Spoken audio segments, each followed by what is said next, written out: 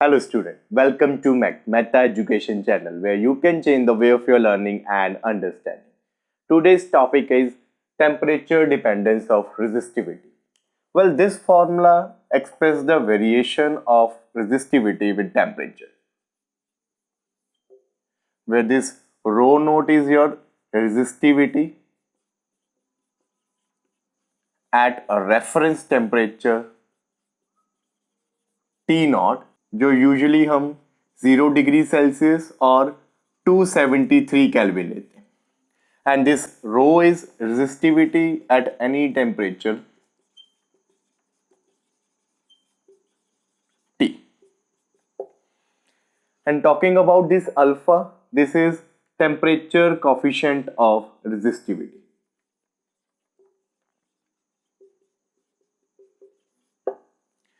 जो बेसिकली हमें बताता है कि टेम्परेचर के चेंज होने से रेजिस्टिविटी बढ़ेगी या कम होगी.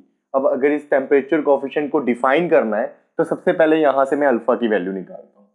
तो इस इक्वेशन से rho is your rho not plus rho not alpha T minus T not.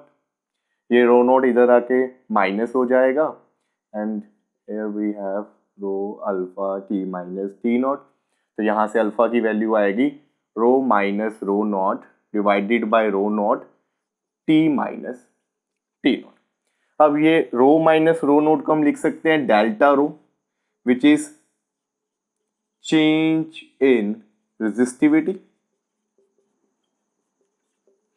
नीचे रो नॉट, और टी माइनस टी नॉट को लिख सकते हैं हम delta T which is change in temperature. अब अगर ओरिजिनल रेजिस्टिविटी 1 हो जाए एंड चेंज इन टेम्परेचर भी 1 हो जाए, then your temperature coefficient is equal to change in resistivity per unit original resistivity per unit change in temperature. तो temperature coefficient basically हमें बताता है कि रेजिस्टिविटी टेम्परेचर बदलने से बढ़ेगी या कम होगी. तो अल्फा की जो वैल्यू आती है वह delta rho by rho not into delta. Now for conductors like copper, aluminium, alpha has positive value. That means change in resistivity is also positive. जिससे क्या पता चलेगा कि कंडक्टर की जो रेजिस्टिविटी है increases with increase in temperature. क्योंकि अगर चेंज पॉजिटिव आया है दैट मीन्स फाइनल रेजिस्टिविटी की वैल्यू इनिशियल रेजिस्टिविटी से ज्यादा होगी, तो टेम्परेचर बढ़ने से रेजिस्टिविटी बढ़ जाएगी. And second is for semiconductors like silicon and germanium.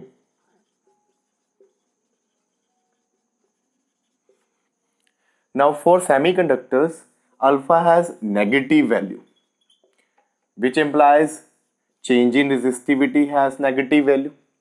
इसका मतलब अब फाइनल रेजिस्टिविटी इनिशियल रेजिस्टिविटी से कम हो जाएगी, तभी तो चेंज नेगेटिव में है. which implies resistivity of semiconductor decreases with increase in temperature.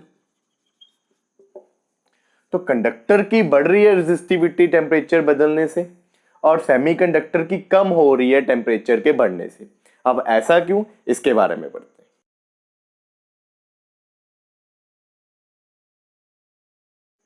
Well student, in last video we have derived the expression of resistivity which is equal to mne square, where your m is mass of electron,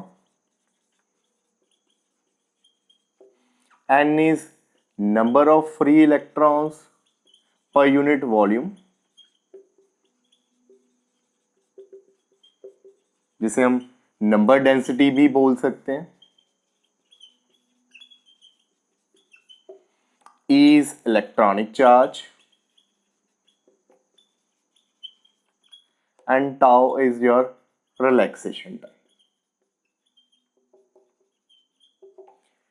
Well, in this expression, there are two factors which changes with temperature. First is number density and second is relaxation time. Well, we know that with increase in temperature, valence electrons acquire enough thermal energy and they get free. So, with increase in temperature, number of free electrons per unit volume increases. तो n का variation temperature के साथ इस तरह होता है. And relaxation time वो हमें पता ही है, जितना टेम्परेचर ज्यादा होगा उतने ही कोलिजन्स बढ़ेंगे और रिलैक्सेशन टाइम जो है फ्री इलेक्ट्रॉन्स के कोलिजन के बीच का वो कम हो जाएगा. So with increase in temperature relaxation time decrease. अब होता क्या है in case of conductor,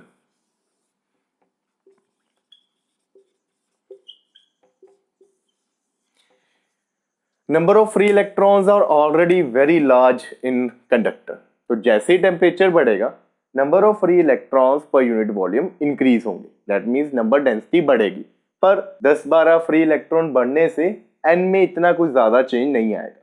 but on the other hand relaxation time वो हमें बताए कि टेम्परेचर बढ़ेगा तो कोलिजन इतने ज्यादा फ्रीक्वेंटली होंगे कंडक्टर्स में कि रिलैक्सेशन टाइम कम हो जाएगा. So in case of conductor this factor dominates. So in conductor, we consider that relaxation time decreases और resistivity relaxation time के inversely proportional है तो resistivity increases. तो यही तो होता है कि कंडक्टर के केस में टेम्परेचर बढ़ने से resistivity बढ़ जाती है. अब अगर मैं इसको ग्राफिकली रिप्रेजेंट करूं तो this will be like this. यहाँ पे रेजिस्टिविटी, यहाँ पे टेम्परेचर. जैसे जैसे टेम्परेचर बढ़ेगा रेजिस्टिविटी बढ़ना शुरू हो जाएगी. अब बात करते हैं हम सेमीकंडक्टर्स की.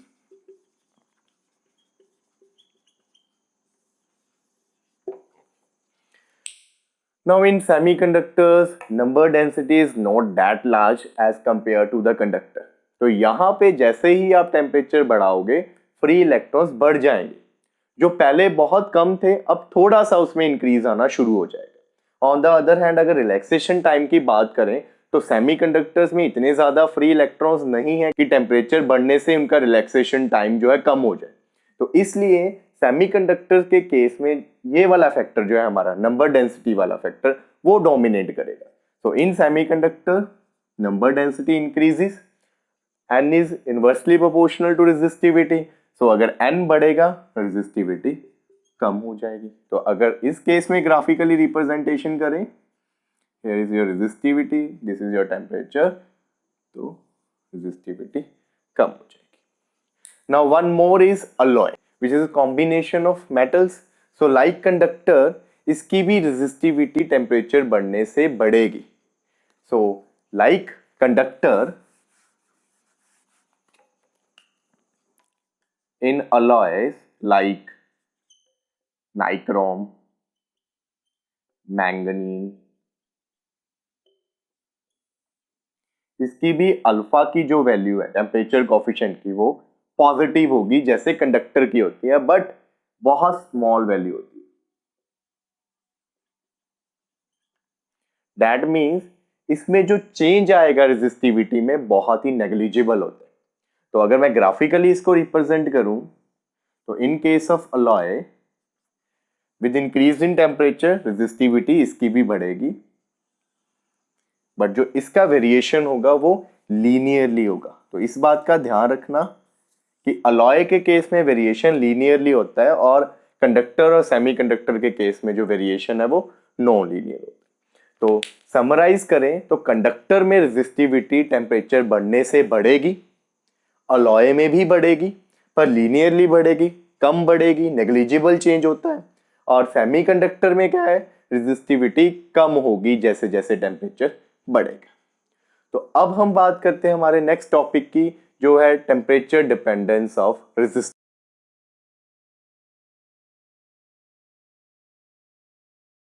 So we have studied the temperature dependence of resistivity which is like this. अब अगर मैं दोनों साइड L by A के साथ मल्टीप्लाई कर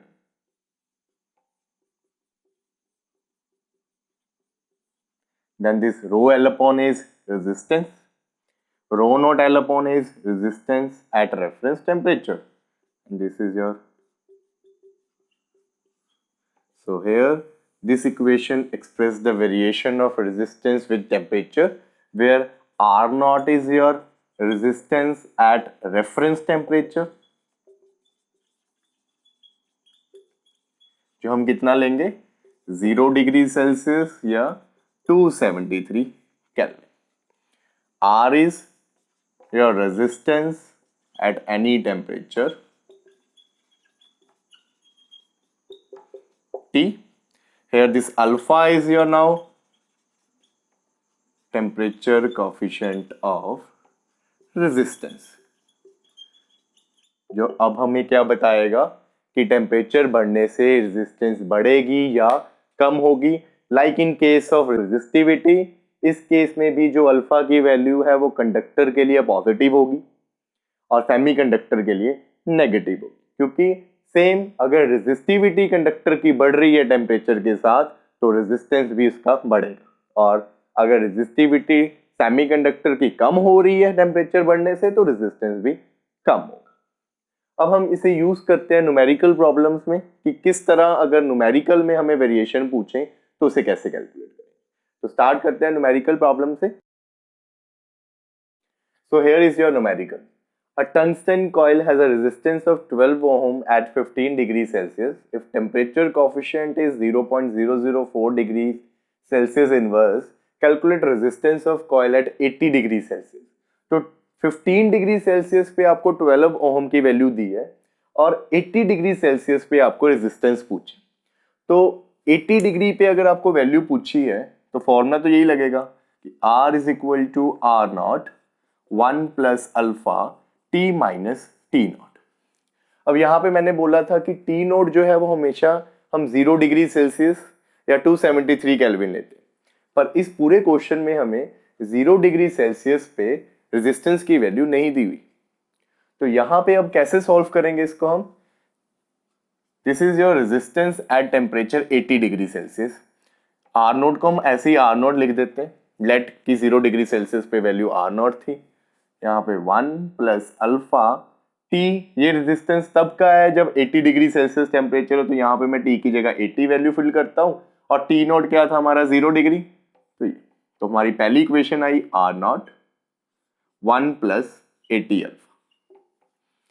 अब according to question 15 degree Celsius पे भी उसने 12 ओम में रेजिस्टेंस दी हुई है. तो अगर मैं ये सेम फॉर्मूला 15 डिग्री सेल्सियस के लिए अप्लाई करूं तो by formula R at any temperature T is equal to R not 1 plus alpha T minus T not. तो अगर मैं टेम्परेचर 15 डिग्री सेल्सियस ले रहा हूं तो यहाँ पे रेजिस्टेंस आएगा 12. आर नॉट 0 डिग्री पे हमने आर नॉट ही लेट किया है 1 प्लस अल्फा की वैल्यू सेम है तो अभी अल्फा ही यहाँ पे पुट करते हैं. Temperature 15 degree and T not की वैल्यू 0. तो ये इक्वेशन बनी R not 1 plus alpha into 15. इसको लिख दें 15 अल्फा.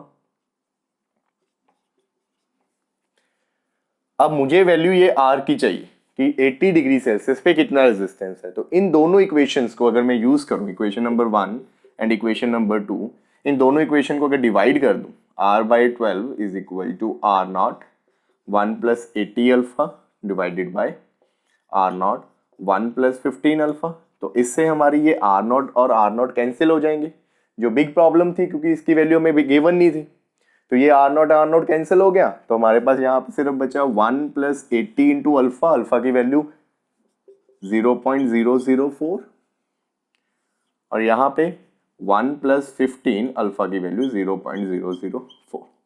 तो अगर इसको सॉल्व करें तो ये आ जाएगा हमारा 1 प्लस 8 4 से 32 तो 0.32